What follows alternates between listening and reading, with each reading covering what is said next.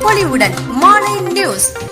திருவள்ளூர் மாவட்டம் பேரம்பாக்கம் பேருந்து நிலையத்தில் அடிப்படை வசதி இல்லாததால் சீரமைத்தும் பாதுகாப்பு கருதி சுற்றுச்சுவர் அமைக்கவும் பொதுமக்கள் கோரிக்கை விடுத்துள்ளனர்.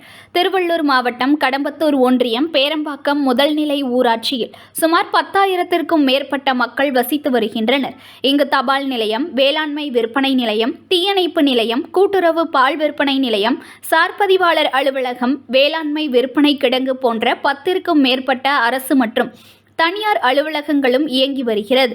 மேலும் பேரம்பாக்கத்திலிருந்து தினந்தோறும் அரக்கோணம், காஞ்சிபுரம், சுங்குவார்சத்திரம், திருவள்ளூர், கடம்பத்தூர், ஊத்துக்கோட்டை, பெரியபாளையம், பொன்னேரி, பூந்தமல்லி, சென்னை போன்ற பகுதிகளுக்கு சுமார் 30க்கும் மேற்பட்ட அரசு மற்றும் தனியார் பேருந்துகள் இயக்கப்படுகிறது.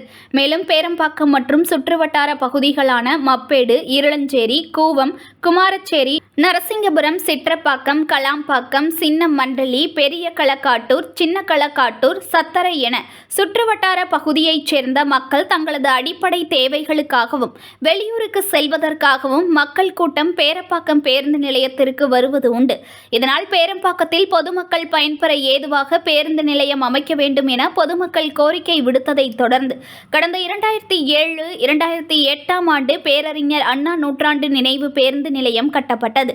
இந்த பேருந்து நிலையத்தில் பயணிகள் அமர ஏதுவாக இருக்கை வசதிகள் இல்லாமல் தற்போது இருக்கும் இருக்கைகள் துருப்பிடித்து உடையும் நிலையில் கயிறு கட்டியும் கற்கள் மூலம் இருக்கைகளை பயன்படுத்தி வருகின்றனர். மேலும் குடிநீர் வசதி, மின்விளக்கு வசதியும் செய்து தரப்படவில்லை.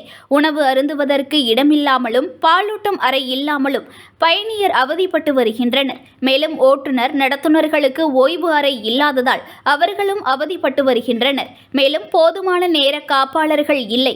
இந்த பேருந்து நிலையத்திற்கு சுற்றுச்சுவர் இல்லாததால் பலரும் பேருந்து நிலையத்தில் அமர்ந்து மது குடிக்கின்றனர். பேருந்து நிலையத்தில் ஆங்காங்கே மது பாட்டில்களும் குடிநீர் பாட்டில்களும் பாக்கெட்களும் வீசிவிட்டு செல்கின்றனர்.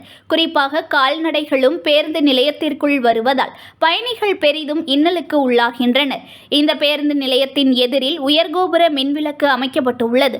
அந்த உயர்கோபுர மின்விளக்கும் சரியாக எரியாததால் இரவு நேரங்களில் பேருந்து நிலையம் இருளாக காதலர்களின் பூங்காவாகவும் காணப்படுகிறது. எனவே அடிப்படை வசதி இல்லாமல் காணப்படும் பேருந்து நிலையத்தை சீரமைத்தும் சுற்றுச்சுவர் அமைத்து தர வேண்டும் என்று பொதுமக்கள் கோரிக்கை விடுத்துள்ளனர்.